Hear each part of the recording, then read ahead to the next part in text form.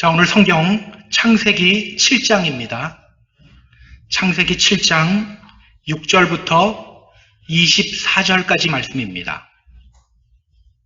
창세기 7장 6절부터 24절까지 말씀. 오늘 우리가 함께 읽을 부분은요, 6절서부터 12절까지를 한 목소리로 읽고요, 다른 부분들은 그때그때 또 다 읽을 기회가 있을 겁니다. 자, 6절서부터 12절까지 말씀 우리 같이 읽습니다. 홍수가 땅에 있을 때 노아가 600세라. 노아는 아들들과 아내와 며느리들과 함께 홍수를 피하여 방주에 들어갔고, 정결한 짐승과 부정한 짐승과 새와 땅에 기는 모든 것은 하나님이 노아에게 명하신 대로 암수 둘씩 노아에게 나와 방주로 들어갔으며, 7일 후에 홍수가 땅에 덮이니 노아가 600세 되던 해 둘째 달 곧 그 달 11의 날이라. 그날에 큰 기품의 샘들이 터지며 하늘의 창문들이 열려 40주야를 비가 땅에 쏟아졌더라. 아멘. 자, 지난주 우리는 방주로 들어가라, 이렇게 하나님이 노아에게 말씀하시는 장면을 함께 봤어요. 오늘 우리는요, 홍수 심판이 내리는 장면을 함께 살펴볼 겁니다. 오늘 본문이 굉장히 길긴 하죠. 길지만 실제로는 그렇게 길지가 않아요. 아까 우리가 6절서부터 12절까지를 읽었는데요. 제가 왜 이 부분만 읽었냐면 6절서부터 12절까지를 보면요, 하나님의 명령대로 노아와 그의 가족들 그리고 모든 동물들이 방주로 들어가요. 그리고 홍수가 땅을 덮습니다.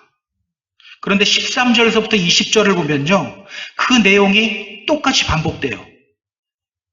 그런데 이번에는 조금 더 자세하게 반복됩니다. 그리고 이제 마지막 부분에서 홍수 심판의 결과가 나오는 거예요. 그러니까 성경은요, 이 홍수 사건을 2번 반복하고 있어요. 여러분, 2번 반복한다는 것은 무슨 뜻일까요? 제가 아이한테 이야기를 해줘요. 정직해야 돼, 성실해야 돼. 조금 이따가 또 얘기해요. 정직해야 돼, 성실해야 돼. 왜 또 이야기하는 겁니까? 중요하니까, 잊지 말아야 할 말씀이니까. 그렇다면 여러분, 성경이 이렇게 홍수 심판을 이어서 반복하는 이유가 뭐예요? 중요하기 때문이에요. 오늘을 살아가는 우리 믿음의 성도들에게 이 홍수 심판 메시지는 정말 중요합니다. 베드로는요, 이 홍수 심판을 기억하며 이렇게 말하죠. 지난주에도 제가 소개했었는데요. 베드로전서 3장 6절 7절에서 말합니다. 그때 세상은 물이 넘침으로 멸망하였으되 이제 하늘과 땅은 그 동일한 말씀으로 불사르기 위하여 보호하신 바 되어 경건하지 아니한 사람들의 심판과 멸망의 날까지 보존하여 두신 것이니라. 자, 성경은 말해요. 노아 시대에는 물심판이 있었는데 나중에는 어떤 심판이 온다? 불심판이 온다는 거예요. 그리고 이렇게 말해요. 하나님의 심판과 멸망의 날까지 이 세상을 보존하고 있다. 보존하고 있다. 그렇다면 여러분, 오늘 우리가 숨쉬며 살아가고 있는 이 순간순간, 이 시간들은 다 어떤 시간이에요? 하나님이 심판과 멸망의 날까지 보존하고 있는 시간이에요. 정신 번쩍 나지 않습니까? 바울은요, 로마서 2장에서 이렇게 말해요. 하나님의 심판이 진리대로 되는 줄 우리가 아노라. 심판의 날은 반드시 온다는 거예요. 우리가 자꾸 이걸 잊어버리고 살기 때문에 문제가 나타나는 거죠. 이것만 정신 차리고 기억해도 우리 신앙생활에 아무 문제 없어요. 심판의 날을 위해서 보존되고 있는데 어디 가서 싸우고 있습니까? 할 수가 없어요. 심판의 날을 경히 여기면서 불순종하는 사람들을 향해 바울은 또 이렇게 말해요. 로마서 2장 3절에서 이렇게 말합니다. 내가 하나님의 심판을 피할 줄로 생각하느냐? 그렇다면 여러분, 우리는 오늘날의 이 시간, 우리에게 주어진 이 시간들을 어떻게 살아가야 합니까? 심판의 날은 반드시 온다는 것을 기억하면서 정신 똑바로 차리고 그 날을 맞을 준비를 해야 되는 거예요. 때문에 이 홍수 심판 메시지는요, 우리에게 정말 중요한 메시지입니다. 성경이 2번이나 반복하잖아요. 자, 이 홍수 심판 이야기를 통해서 성경이 오늘 우리에게 전하고자 하는 메시지가 뭘까요? 심판의 날을 기억하며 우리가 늘 실천해야 할 것이 뭘까요? 우리가 오늘 본문을 통해서 함께 알아보도록 하겠습니다. 자, 그럼 우리 본문으로 들어갈게요. 6절 보시기 바랍니다. 6절 같이 읽습니다. 홍수가 땅에 있을 때 노아가 600세라. 홍수가 땅에 있을 때 노아가 600세였다. 노아의 나이가 몇 살이었다고요? 600세. 언제? 홍수가 내릴 때. 여러분, 이 나이가 그렇게 중요한가요? 왜 성경은 노아의 나이를 언급하는 걸까요? 우리말 성경은 이렇게 말해요. 홍수가 땅에 있을 때 노아가 600세였다.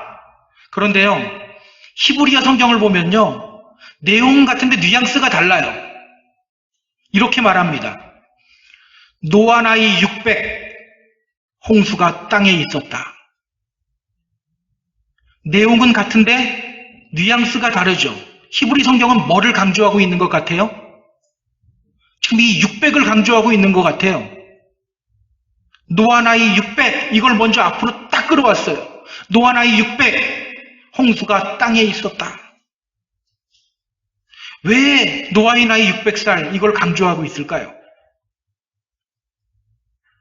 우리가 그 이유를 알려면 창세기 5장에 나오는 아담의 족보를 좀 살펴볼 필요가 있어요. 이 아담의 족보를 자세히 살펴보면요, 아주 놀라운 사실을 알게 돼요. 여기서 우리가 아담의 족보를 자세히 살펴보고 분석하면 큰일 나겠죠. 저도 머리가 터질 거예요. 그래서 제가 표를 하나 가지고 왔습니다. 저 스크린에 표가 있는데 좀 보여주세요. 예. 잘 안 보이죠? 제가 그러면 저 그림을요, 나중에 우리 카톡 방에다가도 올려드릴게요. 그럼 나중에 한번 확인해 보시면 됩니다. 오늘 설명을 들으시고, 지금 온라인으로 예배 들으시는 분들도, 나는 못 보잖아. 근데 다 안 보여요. 작아요. 작으니까 제가 나중에 올려드리도록 하겠습니다. 이 표가요, 아담의 족보예요. 앞부분에 좀 짙은 파란색이 보이죠? 이 부분은 태어나서 첫 아기를 낳을 때까지의 기간이고요. 그 다음에 하늘색은 그 이후로부터 죽을 때까지예요. 저 재미있는 게요, 제일 위에 아담이거든요. 그런데 노아의 아버지의 이름이 라멕입니다. 라멕이 태어난 후 한참 동안도 아담이 살아있었어요. 이런 거 보면 재밌죠? 이 표를 잘 보면요, 왜 성경이 당시 노아의 나이가 600세였다는 것을 강조하고 있는지를 알게 돼요. 자, 표를 보세요. 노아의 홍수 심판이 있던 때 일어난 사건이 있어요. 그게 뭘까요? 잘 안 보이죠? 노아의 아버지가 라멕이고 할아버지가 무드셀라입니다. 거기 보면 그 오렌지색 줄로 쭉 있거든요. 바로 무드셀라의 죽음이에요. 무드셀라, 그 이름이 이런 뜻입니다. 그가 떠나면 심판이 온다. 무드셀라라는 이름이 이 뜻이에요. 그가 떠나면 심판이 온다. 그러니까 무드셀라가 죽고 세상에 홍수 심판이 온 거예요. 그래서 어떤 성서학자들은요, 이 방주에서 비가 내리기 전까지 7일간의 기간이 있잖아요. 그 7일간의 기간을 어떻게 해석하냐면, 무드셀라가 죽고 그 무드셀라의 죽음을 애도하는 7일간의 기간이었을 것이다, 이렇게 해석하는 경우도 있어요. 저는 그렇게까지는 보지 않는데요. 어쨌든 무드셀라가 죽고 홍수가 왔어요.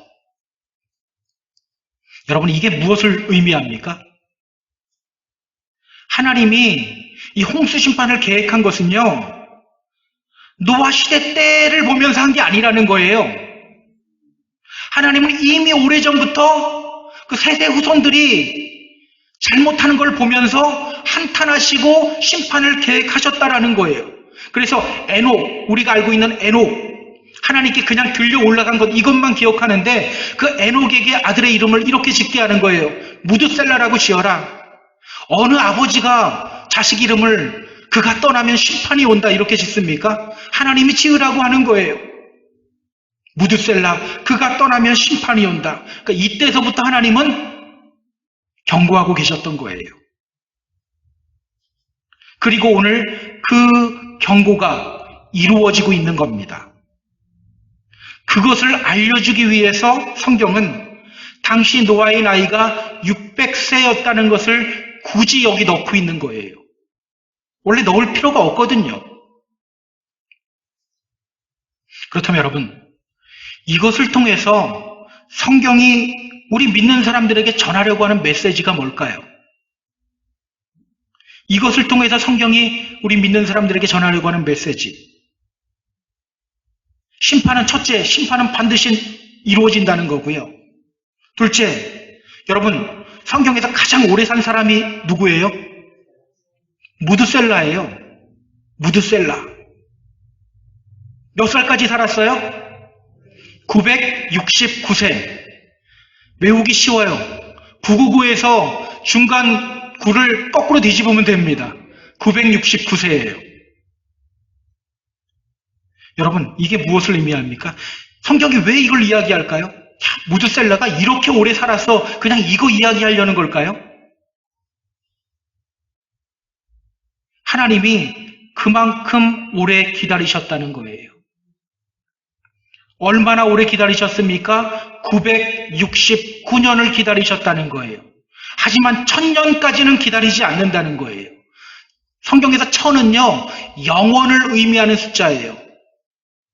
영원히 미뤄지지는 않는 거예요. 기다리고 인내하는데 그 날은 반드시 온다는 거예요. 그렇다면 여러분, 성경이 지금 이 부분을 통해서 우리에게 전하려고 하는 메시지가 뭡니까? 그렇게 오래 참고 기다리시는 주님의 마음, 이 마음 우리가 깨달아야 한다는 겁니다.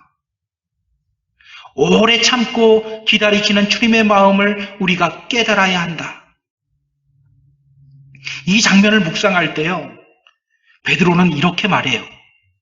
베드로후서 3장 9절입니다. 오직 주께서는 너희를 대하여 오래 참으사 아무도 멸망하지 아니하고 다 회개하기에 이르기를 원하시느니라. 하나님의 오래 참으면은 하나님의 어떤 마음이 있는 거예요? 우리를 구원하기 원하시는 그 하나님의 마음이 있는 거예요. 또 베드로후서 3장 15절에서는요, 이렇게 말합니다. 주의 오래 참으심이 구원이 될 줄로 여기라. 자, 우리가 잘못했을 때마다 하나님이 그때그때 반응하면 우리 오늘 이 자리에 아무도 없죠. 우리가 이 자리에 있는 것만 봐도 하나님이 정말 오래 참고 계신다라는 거예요. 바로 하나님의 기다리심과 인내, 이것을 우리가 오늘 본문을 통해서 기억해야 돼요. 그리고 회개하기를 원하며 또 주님께로 돌아오기를 원하시는 그 하나님의 마음을 우리가 깨달을 수 있어야 돼요. 여러분, 우리 하나님은 어떤 분이십니까? 요한복음 3장 17절을 보면요, 이렇게 말해요. 하나님이 그 아들을 세상에 보내신 것은 세상을 심판하려 하심이 아니요 그로 말미암아 세상이 구원을 받게 하려 하심이라. 여러분, 심판이 목적이 아니에요. 심판이 목적이 아니죠. 구원이 목적이에요. 우리는 자꾸 심판에만 초점을 맞춰요.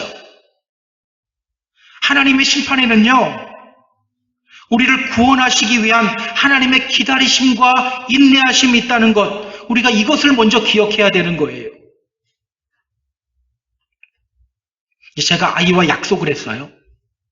예를 드는 겁니다. 실제가 아니라. 너 앞으로 9시까지는 집에 들어와. 그렇지 않으면 이번 달 용돈 없어. 그런데 아이가 8시 50분이 됐는데도 들어오지 않아요. 실제가 아닙니다. 우리 애는 더 늦게 들어와요. 예. 50분이 됐는데도 8시 50분이 됐는데 들어오지 않아요. 전화를 해도 받지 않아요. 자, 그럼 아빠는 어떻게 합니까? 야, 10분만 지나면 용돈 안 줘도 된다. 돈 붓는다. 이러고 있을 아빠가 있습니까? 없어요. 설령 9시가 넘어 들어와서 벌을 준다고 해도 벌 주는 이유가 뭐예요? 앞으로 잘하라는 거예요. 그렇게 벌 주고도 또 잘하는 모습 보면 부모의 마음은 또 풀리잖아요. 너 요즘 용돈 없어서 친구들하고 음료수도 못 사 먹지. 자, 이렇게 주잖아요. 이게 바로 부모의 마음이에요. 우리 하나님의 마음이 다를까요? 똑같아요. 이것이 바로 우리 하나님의 마음입니다. 잘하기를 바라는 하나님의 마음, 돌아오기를 바라는 하나님의 마음, 그렇기 때문에 인내하며 기다리시는 그분이 바로 우리 하나님이세요. 그렇다면 여러분, 우리가 이런 하나님의 마음을 안다면 어떻게 해야 될까요? 잘해야죠. 하나님께 잘해야죠. 그렇다면 여러분, 어떻게 하는 것이 하나님께 잘하는 겁니까? 어떻게 하는 것이 하나님께 잘하는 거죠? 우리는 이 무드셀라의 아버지 에녹을 주목해야 돼요. 이게 왜 에녹을 주목해야 되냐면 그 심판의 메시지를 듣고 아들의 이름을 지은 사람이 바로 이 에녹이기 때문이에요. 자, 우리 성경 좀 확인해 볼까요? 창세기 4장 21절부터 24절까지입니다. 창세기 4장 21절부터 24절. 굉장히 중요한 말씀인데요. 이게 족보 속에 숨겨져 있다 보니까 사람들이 잘 안 읽어요. 창세기 4장 21절부터 24절. 자, 우리 같이 읽습니다. 에녹은 65세에 무드셀라를 낳았고 무드셀라를 낳은 후 300년을 하나님과 동행하며 자녀들을 낳았으며 그는 365세를 살았더라. 에녹이 하나님과 동행하였더니 하나님이 그를 데려가심으로 세상에 있지 아니하였더라. 자, 그는 몇 세에 무드셀라를 낳습니까? 65세에 무드셀라를 낳아요. 이때까지는 그냥 살았어요. 그런데 아들을 낳으면서 하나님으로부터 심판의 메시지를 들어요. 그 이후 어떻게 살아갑니까? 무드셀라를 낳은 후 300년을 하나님과 동행하며 자녀들을 낳았으며 그는 그 아들의 이름을 무드셀라, 그가 떠나면 심판이 온다 딱 짓고서 하나님의 심판을 기억하며 하나님과 동행하는 삶을 살아요. 하나님과 동행하는 삶. 그렇게 300년 동안을 하나님과 동행하는 삶을 살다가 365세에 하나님께로 그냥 들려 올라가는 거예요. 우리는요, 에녹하면 뭐에 중점을 두냐면, 그래, 하나님께 산 상태로 들려 올라간 사람 여기만 초점을 두는데, 진짜 초점을 둬야 될 건 뭐냐면요, 심판의 메시지를 듣고 그 이후에 하나님과 동행하는 삶을 살았다라는 거예요. 우리가 성경을 통해 얼마나 많은 심판의 메시지를 듣습니까? 우리도 하나님과 동행하는 삶을 살아야 된다는 거예요. 그렇다면 여러분, 이 시대는 심판의 날을 위해 보존되고 있는 세상이라고 했죠. 그러면 이 세상을 살아가며 이 시간을 살아가며 오늘 우리가 실천해야 할 것이 뭐예요? 하나님과 동행하는 삶을 살아가야 되는 겁니다. 하나님과 동행하는 삶. 바울이 말하죠. 내가 그리스도와 함께 십자가에 못 박혔나니 그런즉 이제는 내가 사는 것이 아니요 오직 내 안에 그리스도께서 사신 것이라. 누구와 함께? 그리스도와 함께 십자가에 못 박혔대요. 기억하세요. 주님과 동행할 때 우리는 육체 가운데 살지 않게 돼요. 주님과 동행할 때에 우리는 옛사람 벗고 새 사람을 입게 돼요.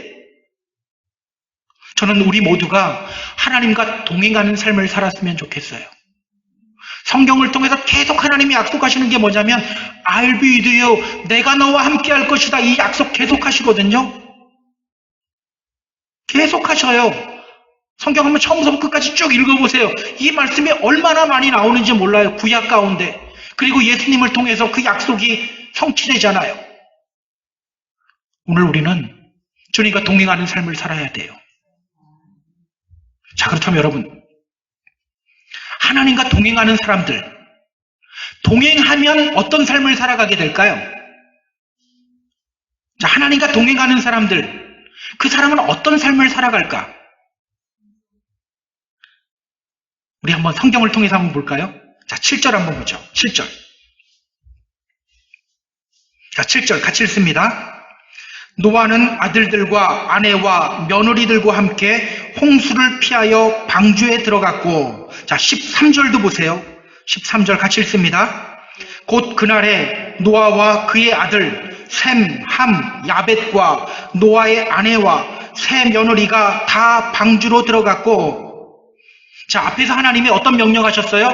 너와 내 온 집은 방주로 들어가라. 그래서 우리가 지난주 방주로 들어가는 게 어떤 의미인지 성경을 통해서 봤잖아요. 자, 하나님이 말씀하셨어요. 방주로 들어가라. 자, 그리고 오늘 본문에서 뭐를 합니까? 그 말씀 듣고 오늘 노아가 노아의 가족들을 데리고 방주로 들어가요. 그를 포함 총 몇 명일까요? 8명이 방주로 들어갑니다. 자, 에녹과 노아의 공통점이 있어요. 성경은 에녹에 대해서 이렇게 말하죠. 에녹은 하나님과 동행하였으며, 그런데 노아에 대해서도 똑같이 말해요. 창세기 6장 9절에서 말해요. 그는 하나님과 동행하였으며, 그리고 그렇게 하나님과 동행한 노아에 대해서 계속 강조하고 있는 게 있어요. 그게 뭔지 아세요? 창세기 6장 22절 보세요. 창세기 6장 22절. 자, 같이 읽습니다. 노아가 그와 같이 하여 하나님이 자기에게 명하신 대로 다 준행하였더라. 자, 창세기 7장 5절도 보세요. 또 같이 읽습니다. 노아가 여호와께서 자기에게 명하신 대로 다 준행하였더라. 자, 무엇을 강조합니까? 명하신 대로 다 준행하였더라. 명하신 대로 다 준행하였더라. 여러분, 하나님과 동행하는 사람들의 특징이 있어요. 그게 뭡니까? 명하신 대로 다 준행하였더라. 뭐예요? 한 단어로? 순종이에요. 순종. 여러분, 하나님과 동행하고 있나요? 여러분이 하나님과 동행하고 있다는 거 뭐 보면 알 수 있어요? 순종하는 것을 보면 알 수 있는 거예요. 내가 정말 하나님을 사랑하는지 뭘 보면 알 수 있어요? 말씀에 순종하느냐, 그렇지 않느냐, 그걸 보면 아는 거예요. 그래서 주님은 말씀하시죠. 나의 계명을 지키는 자라야 나를 사랑하는 자다. 나의 계명을 지키는 자가 나를 사랑하는 자다. 기억하세요. 심판의 날을 기억하는 사람은요, 하나님과 동행하는 삶을 살아가고요, 하나님과 동행하는 사람의 삶은요, 순종을 통해서 나타나요. 우리가 이거 알아야 돼요. 여러분 어때요? 순종 잘하고 계신가요? 말씀에 순종하고 있나요? 이런 질문할 때가 제일 싫죠. 그런데 아마 또 이렇게 생각하는 분이 있을지도 모르겠어요. 아, 맞아. 내가 지난번에 그 말씀에 순종했지. 아, 나 순종하는 사람이네.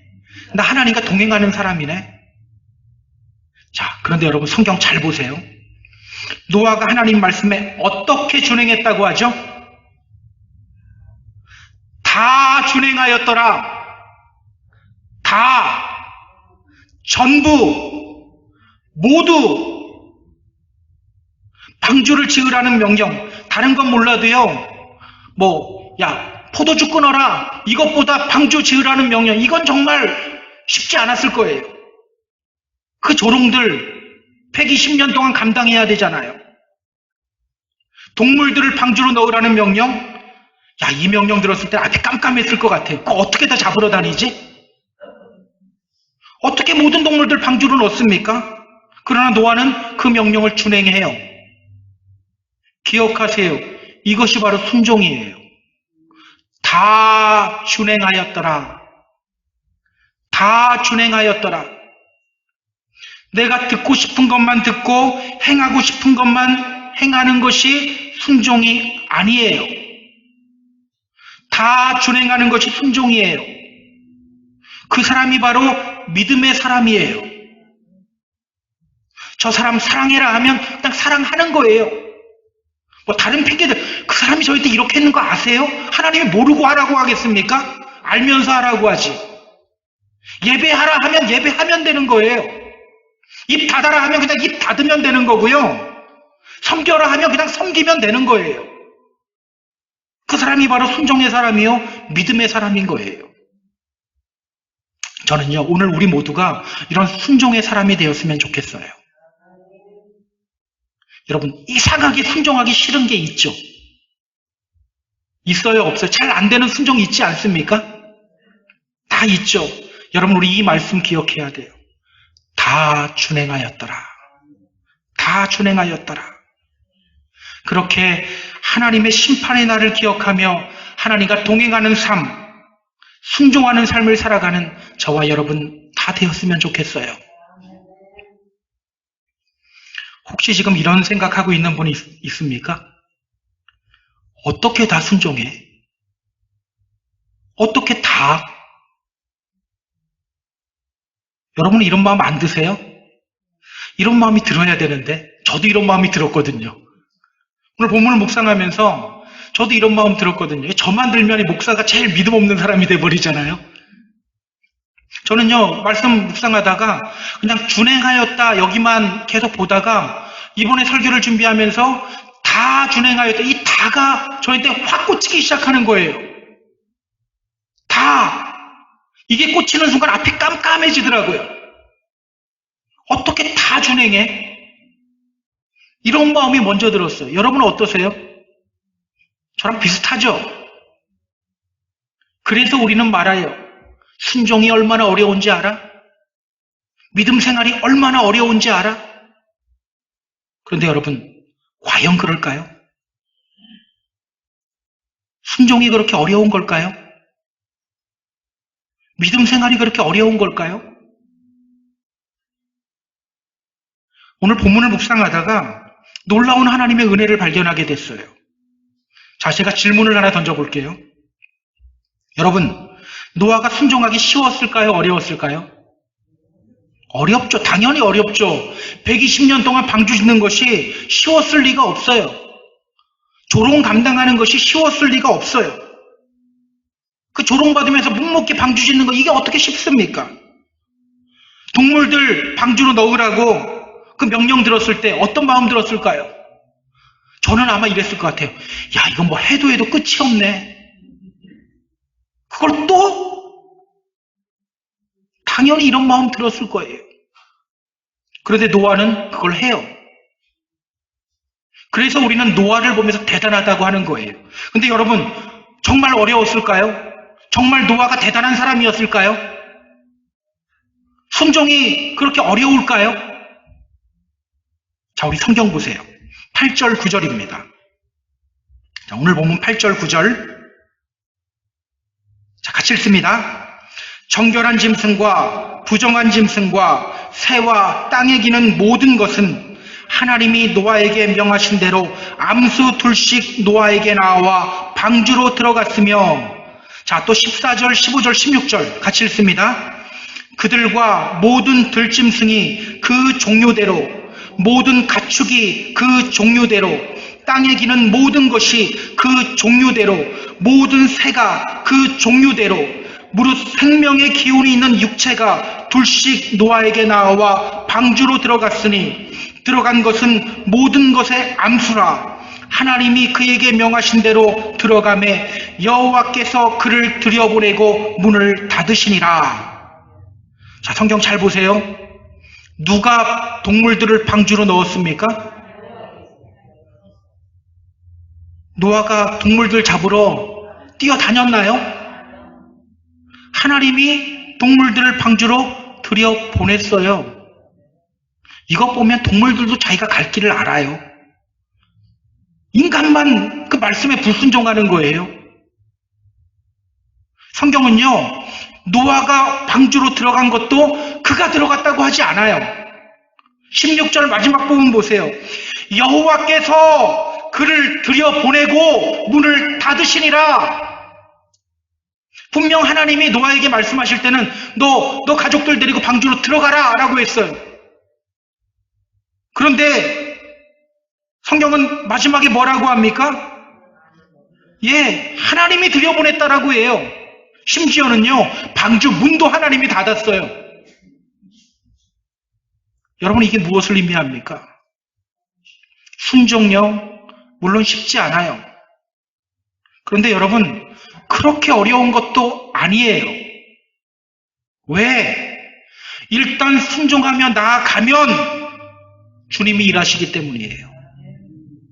순종의 첫걸음을 떼는 순간 주님이 일하시기 때문이에요.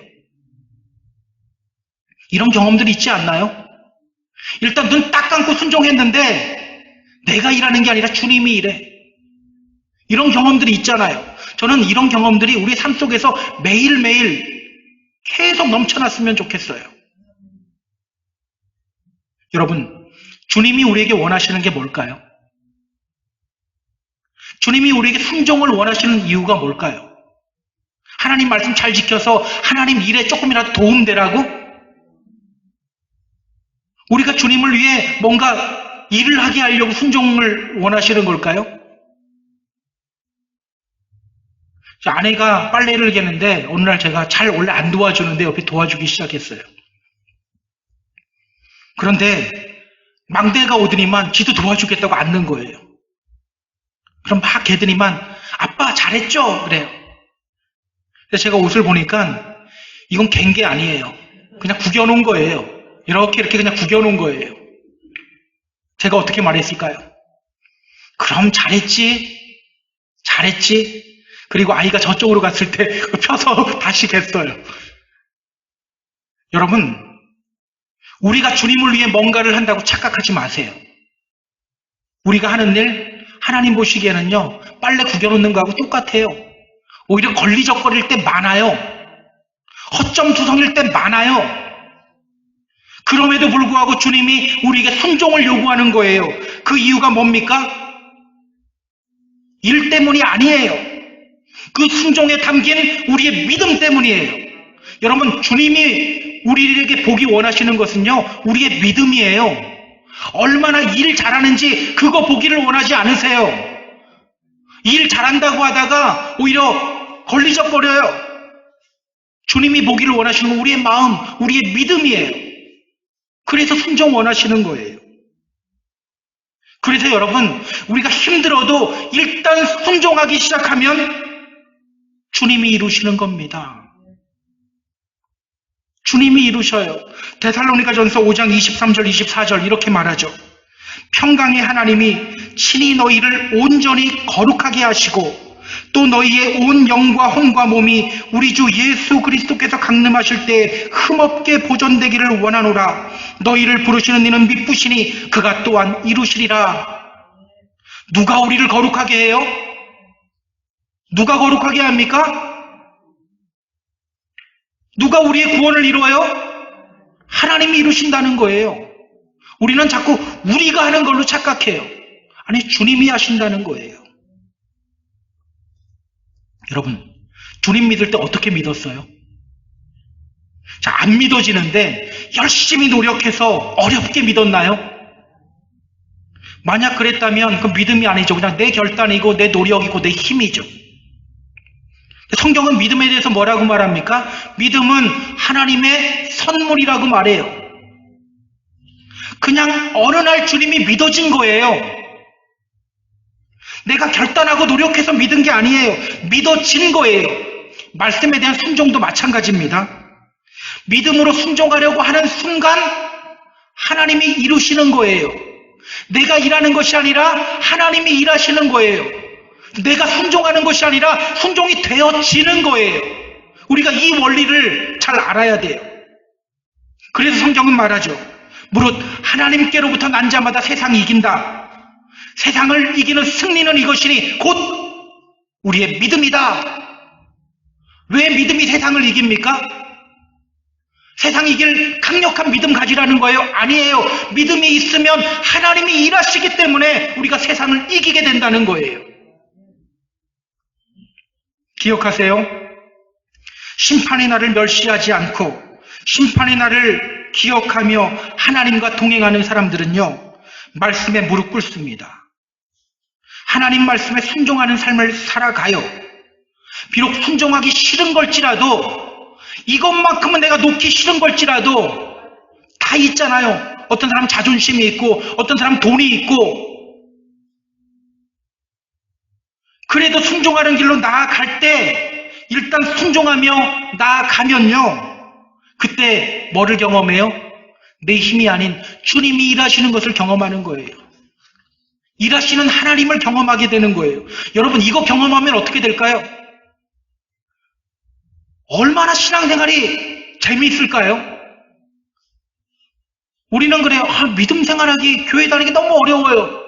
왜 어렵습니까? 성경은 이렇게 재밌다고 하는데. 이 체험이 있으면요, 우리의 믿음은 더 견고해지는 거예요. 저는 이런 복된 믿음의 경험을 많이 하는 저와 여러분이 되었으면 좋겠어요. 자, 그럼 우리 10절 볼까요? 자, 10절. 7일 후에 홍수가 땅에 덮이니. 자, 노아가 방주로 들어갔을 때 하나님이 문 닫아요.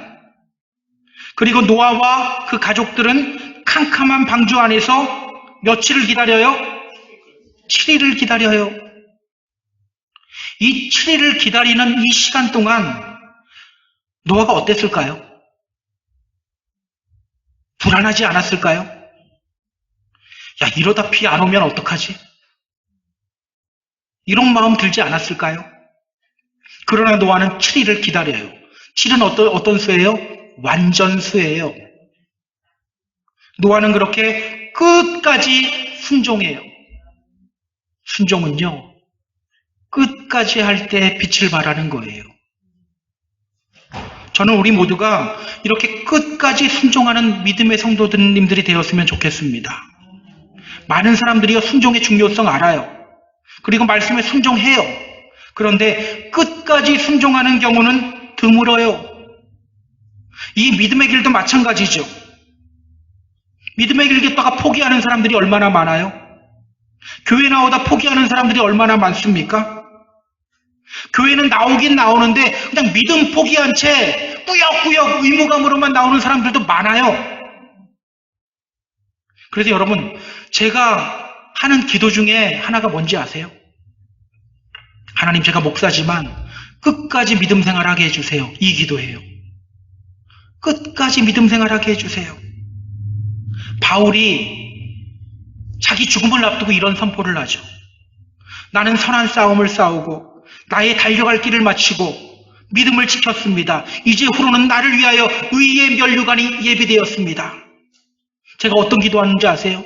하나님, 이 고백, 이 선포 저도 할 수 있게 되기를 원합니다. 저는요, 여기 앉아있는 우리 모두 이런 믿음의 선포할 수 있는 그런 믿음의 성도님들이 되었으면 좋겠어요. 기억하세요. 성경에 나오는 사람들은요, 성경에 나오는 믿음의 사람들은 다 끝까지 순종했어요. 끝까지. 물론 의심을 해요. 넘어지기도 해요. 그러나 끝내는 끝까지 순종하며 나아가요. 그때 그들은 놀라운 하나님의 역사를 경험하게 됩니다. 아브라함 보세요. 너 아들 이삭 번제로 바쳐라. 그 소리 듣고 그는 모리아 산으로 가요. 며칠을 걸어갑니까? 3일을 걸어가요. 3도 완전수예요. 3일을 걸어가요. 여러분, 그 3일 동안 얼마나 많은 생각이 스쳐갔을까요? 아들 데리고 가는 거잖아요. 야, 우리 하나님 이상하다. 줬다 뺏는 게 제일 치사한 건데 왜 줬다 빼서? 뭐 이런 생각까지 들었을 것 같아요. 하나님 뭐 착각하고 있는 거 아니야? 이런 생각이 왜 안 들었겠습니까? 그러나 그는 끝까지 걸어가요. 그리고 결국 여호와 이레 준비하시는 하나님의 역사를 경험하게 되는 거예요. 나아만 장군은 어떻습니까? 문둥병을 가지고 엘리사에게 찾아가요. 엘리사가 군대 장관인데 얼굴도 안 비쳐요. 그냥 저 요단강물에 가서 7번 씻으십시오. 듣는데 얼마나 화가 납니까? 얼굴도 안 비쳐? 강물, 요단강물보다 더 좋은 강물들이 우리나라에 있는데 왜 하필 거길 가야 돼? 그래도 그냥 간 거예요. 목욕 한 번 할 때마다 몸이 조금씩 좋아지면 어떨까요? 그럼 뭐 10번, 20번도 할 수 있을 것 같아요. 좋아지지가 않아요. 그러나 끝까지 7번 요단강물에 몸을 담글 때 어떤 역사가 일어나요? 그의 문둥병이 깨끗이 나아요. 저는 오늘 우리 모두가 이렇게 순종하되 끝까지 순종하는 사람들이 되었으면 좋겠어요. 이 믿음의 길 걸어가되 끝까지 걸어가는 믿음의 성도님들이 되었으면 좋겠습니다. 끝까지 순종, 끝까지 순종, 끝까지 순종. 자, 이제 드디어 홍수가 땅에 덮입니다. 자, 우리 11절, 12절 볼까요? 노아가 600세 되던 해 둘째 달, 곧 그 달 11의 날이라. 그날에 큰 기품의 샘들이 터지며 하늘의 창문들이 열려 40주야를 비가 땅에 쏟아졌더라. 자, 여러분, 이 그림이 어떤 그림이에요? 하나님이 창조하실 때 어떻게 창조하셨습니까? 물을 하늘의 물과 땅 아래의 물로 나누시고 그 중간을 궁창이라고 하셨죠. 지금 하늘의 창문들이 다 열렸대요. 뭡니까? 그 위에 있는 물들이 아래로 쏟아지는 그림이에요. 그러니까 여기에 나오는 비는요, 그냥 비가 아니에요. 물 폭탄이에요. 창조 질서가 지금 무너지는 그림이에요. 하나님의 두 번째 창조 사역이 질서 사역이잖아요. 그 질서 사역, 하나님이 잡으신 질서가 무너지는 거예요. 자, 우리 17절부터 20절도 한번 볼까요? 17절부터 20절. 홍수가 땅에 40일 동안 계속된지라. 물이 많아져 방주가 땅에 떠올랐고 물이 더 많아져 땅에 넘침에 방주가 물 위에 떠다녔으며 물이 땅에 더욱 넘침에 천하의 높은 산이 다 잠겼더니 물이 불어서 15규빗이나 오르니 산들이 잠긴지라.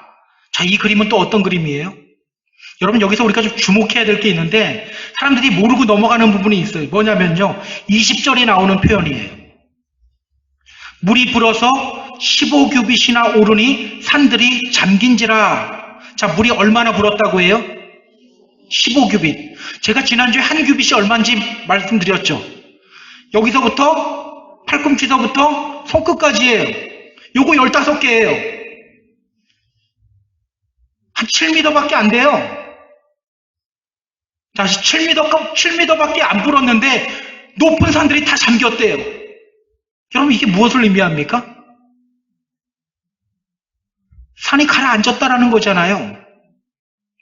하나님이 질서를 잡으실 때 어떻게 잡으셨어요? 물은 한 곳으로 모이고 땅아 솟아라. 그게 지금 가라앉는 그림이에요. 그래서 이게 그냥 홍수 그림이 아니에요. 창조 질서가 무너지는 그림이에요. 어떤 분들은 홍수 무섭다고 높은 데 살아야 된다고 하는데, 여러분, 이 날은 높은 데 살아도 안 되고요, 플러드 인슈런스 들어도 안 돼요. 여러분, 이렇게 드디어 지금 하나님의 심판, 창조 질서가 완전히 무너집니다. 그리고 성경은 말해요. 자, 21절, 22절 너무너무 중요합니다. 이걸 제가 먼저 읽고요. 23절을 같이 읽을게요. 자, 21절, 22절. 땅 위에 움직이는 생물이 다 죽었으니 곧 새와 가축과 들짐승과 땅에 기는 모든 것과 모든 사람이라. 육지에 있어 그 코에 생명의 기운이 숨어 있는 것은 다 죽었더라. 자, 이 심판으로 인해서 어떻게 됩니까? 다 죽어요. 다 죽습니다. 자, 그런데 성경은 말이에요. 23절 같이 읽습니다. 시작. 지면의 모든 생물을 쓸어버리시니 곧 사람과 가축과 기는 것과 공중의 새까지라. 이들은 땅에서 쓸어버림을 당하였으되 오직 노아와 그와 함께 방주에 있던 자들만 남았더라. 오직 노아와 그와 함께 방주에 있던 자들만 남았더라. 다 죽었는데 누구만 남아요? 노아와 그와 함께 방주에 있던 사람들. 여기서 그냥 노아와 그의 가족이라고 이야기하지 않죠? 방주에 있던 사람들은 남았더라. 여러분, 제가 말씀을 준비하다가 여기에 제 이름을 한번 넣어봤어요. 근데 감동이 오기 시작하더라고요. 여러분, 여기에 여러분의 이름을 한번 넣어봤으면 좋겠어요. 오직 누구누구와 그와 함께 방주에 있던 자들만 남았더라. 우리 이렇게 넣어서 한번 해볼까요? 시작. 오직 한 표와 그와 함께 방주에 있던 자들만 남았더라. 우리 사랑하는 펜사콜라 한인교회 성도 여러분, 저는 이 모습이 마지막 때 우리의 모습이 되었으면 좋겠어요. 심판의 날은 반드시 옵니다. 그리고 지금 이 시간은 하나님이 그 날을 위하여 보존하고 있는 시간이에요. 이제 우리는 믿음 안에서 깨어나야 합니다. 다시 일어서서 주님과 함께 해야 합니다. 로마서 13장 11절 12절 말씀. 또한 너희가 이 시기를 알거니와 자다가 깰 때가 벌써 되었으니 이는 이제 우리의 구원이 처음 믿을 때보다 가까웠음이라. 밤이 깊고 낮이 가까웠으니 그러므로 우리가 어둠의 일을 벗고 빛의 갑옷을 입자. 지금은 깨어날 때입니다. 주님과 동행하며 순종해야 할 때입니다. 그렇게 주님의 일하심을 경험하며 믿음으로 다시 일어서는 저와 여러분 다 되기를 주님의 이름으로 부탁드립니다. 그렇게 이 믿음의 길 끝까지 걸어가며 결국은 구원의 완성을 이루게 되는 저와 여러분 다 되기를 주님의 이름으로 축복합니다. 축복합니다.